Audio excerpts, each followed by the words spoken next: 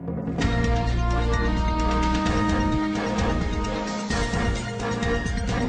Kota Bogor Bima Arya Sugiarto meninjau lokasi di Jalan Pasar Induk Jambu 2 yang terdampak longsor. Kondisi permukaan beton yang ada di sisi tembok pembatas tanah yang longsor kini ambruk. Akibatnya 1 kios dan 3 rumah di bantaran Sungai Ciliwung rusak.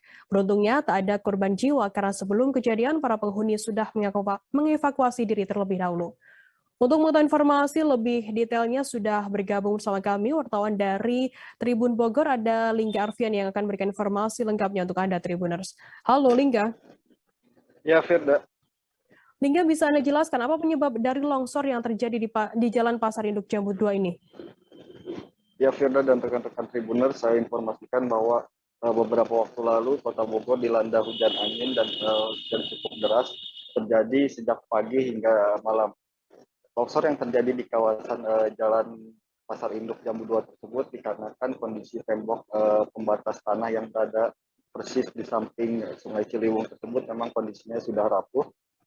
Di saat yang bersamaan kemudian diguyur aliran hujan yang cukup deras sehingga fondasi tembok tersebut rubuh dan hingga membuat 1 kios dan 3 rumah di kawasan tersebut hancur.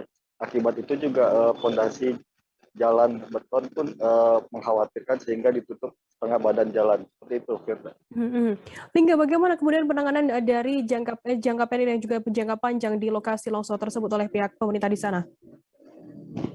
Ya, Firda, untuk sementara penanganan jangka pendek dilakukan pembatasan dengan menggunakan tali, kemudian juga diletakkan beberapa peti bekas sayur milik pedagang pasar. Selanjutnya setelah itu nantinya Bima Arya juga meminta agar jalur tersebut dipasangi barrier sehingga ada pembatasan yang pasti antara longsoran dan akses yang bisa dilintasi warga. Selain itu juga untuk jangka pendeknya ketika terjadi hujan, jalan tersebut diminta agar ditutup sehingga tidak bisa dilalui oleh kendaraan roda 4. Untuk jangka panjang sendiri, pemerintah masih menunggu koordinasi dari Balai Ciliwung Cisadane untuk koordinasi lebih lanjut terkait penanganan longsor tersebut. Seperti itu, Firda.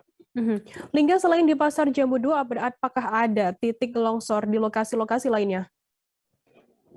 Ya, Firda, di Kota Bogor sendiri sampai dengan malam tadi ada sekitar 24 kejadian bencana alam yang didominasi oleh kejadian banjir lintasan dan ada juga seperti longsor dan rumah ambruk. Selain itu juga tembok yang roboh.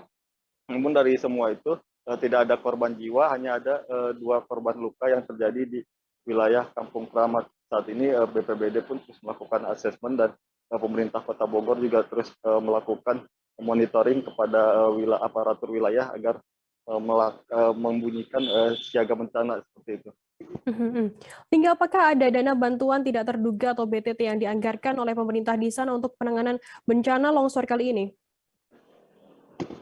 Ya, Firda, seperti diketahui sudah disiapkan anggaran untuk penanganan bencana dari bantuan tidak terduga tersebut hingga akhir tahun nanti ada sekitar 6 miliar anggaran yang bisa digunakan untuk perbaikan misalkan dari rumah warga yang ambruk, namun memang harus dipastikan lagi bahwa rumah tersebut berada di lahan yang tidak ilegal karena di beberapa terjadi bencana alam tersebut rumah warga dan beberapa bangunan tersebut berdiri di sepanjang aliran sungai yang memang tidak boleh ditempati oleh hunian. Seperti itu, Firda.